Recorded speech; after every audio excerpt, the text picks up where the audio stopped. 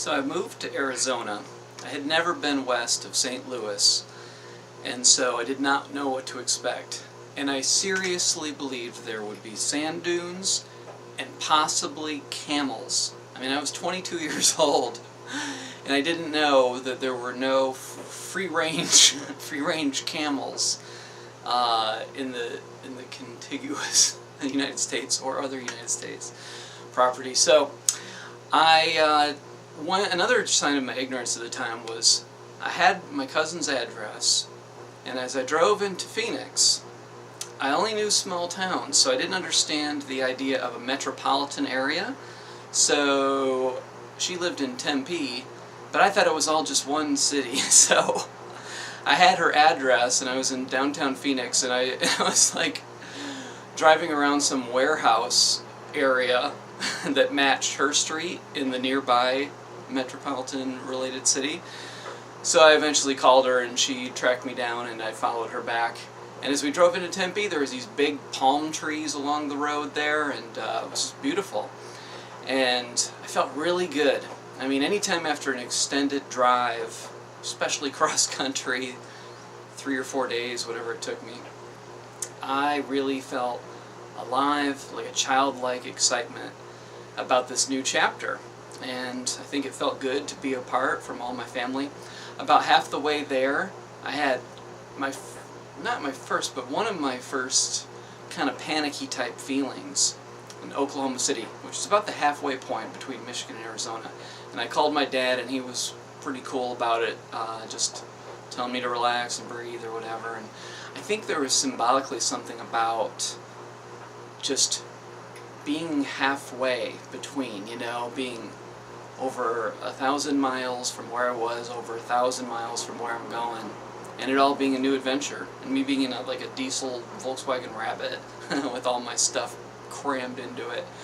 So when I got to Arizona, living with my cousin and her girlfriend, and I started writing a novel, I decided to put my English degree to good use, and was living off savings for the first maybe 4 months or so, and just every day I would write a little bit more. It was originally called Native Death Scenes, an American Murder Novel Mystery. I was really influenced by Richard Brautigan at the time, to a lesser extent Kurt Vonnegut, but I eventually finished that. This is the only time that I ever smoked a little, not much, maybe a pack, maybe 2, while writing. I think that I'd been influenced by all the stories of the self-destructive authors, so I had cigarettes, but not just any manly cigarette, clove cigarettes, and because I had a sense of aesthetics. I heard recently that they just banned those. I'm not sure if I read that correctly, but the novel is now called, I retitled it as, for better or worse, I retitled it as The Novel I Wrote 6 or 7 years Before My Spiritual Awakening. I liked the non-linearness and then tying it in with my more spiritual books, 4 of those that I wrote since then.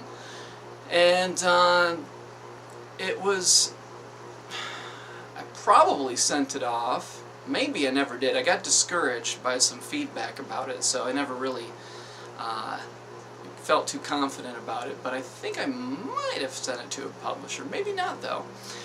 And at the time, that is, and then eventually self-published it.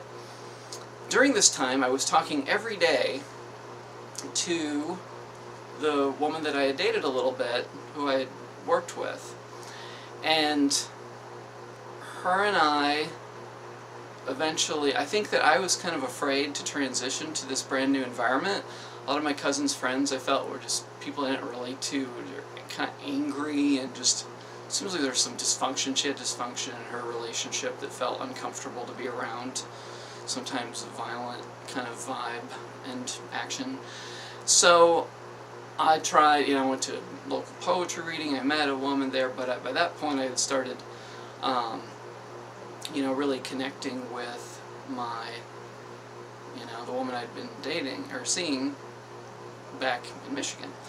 So she came out to visit, and eventually she moved out, and she was the first person that I got involved with who had, like, a really tough childhood. So I felt a lot of compassion for her. She was also the most attractive, in that traditional sense, woman that I had been with, so I was, I think, in some ways willing to overlook certain incompatibility stuff. She's more materialistic than I was and that kind of thing. But I think that was good lessons for me to like and understand that it's okay to buy good quality things, and I think that may have been part of my lessons in terms of inviting more abundance into my life. But you know, we liked each other, we got along well as friends, and I think you know, after our marriage, well, the interesting thing about our marriage was, I don't think I realized at this time that being away from family had helped me to increase my sensitivity. So I just felt kind of overwhelmed at the whole wedding reception thing and just all these people from my past, and it just felt ugh. And I think she felt pretty much the same way, so we decided fairly on in the evening to just leave. I think we told a couple parents or whatever that were there, but we just didn't want to say goodbye. We didn't want to deal with all that energy. We just left. And I remember driving in the limo. We were going to stay overnight in a local hotel, I guess, and then fly the next morning to Miami to go on this cruise. But it was really cool in the limo, opening up all these cards with money in it. It was like the most money that we'd had. But after the cruise, after the honeymoon, which was pretty fun, I don't think I'd like it now, but at the time I liked it. And just being in a small room and all these people and all this little structured eating scenarios there, but she just didn't want to be intimate. And so one day I was in a hot tub at our apartment complex, and by this point she had received, I think, 80 grand, a lot of money, 70, 80 grand after lawyer's fees from a car accident. So we had all this money, and I think it was like this added test from the universe of like, okay, now that we're, you know, financially abundant, can, you know, get a nicer place, do I want to stay? Because without intimacy, I just felt like, God, I was still 25 or something, I don't know, rough estimate, 25. And I just wasn't ready to be done with my sexuality. So I was sitting in a hot tub one day, and this attractive woman got into it, and just my whole body was like, this is ridiculous. I'm not going to be celibate. She was probably the third woman that I'd ever been sexual with at that point in my life, and so there were still many experiences ahead of me, and I just sensed that.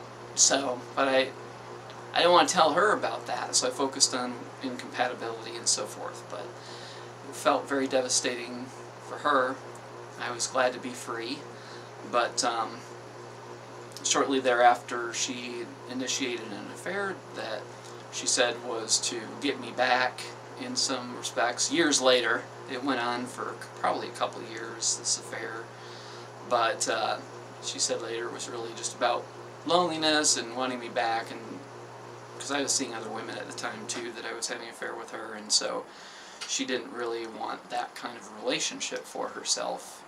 She wanted a regular relationship, but I had guilt about leaving and that kind of thing, which kept me around, but over time we just distanced and would come in and out of each other's lives, but eventually let go of that. But like, I had a whole nother relationship for a year while I was still seeing my first wife. That was a relatively healthy one, but I think I was hurt by my my girlfriend after that, her aloofness, and so I think that added to my justification of still seeing somebody. This girlfriend was from a family that was interested in Buddhism, which exposed me to a lot of different ideas, and the family, you know, they had their stuff, but they were relatively healthy and definitely interesting people to be around, so that was helpful in my process of moving towards myself. And during this time I worked at a group home with abused kids, and boys and girls were in the home, which was the only place in Arizona that was doing that, and that was an interesting experience, which I'll pick up on next time that I do an autobiography. Thanks for listening.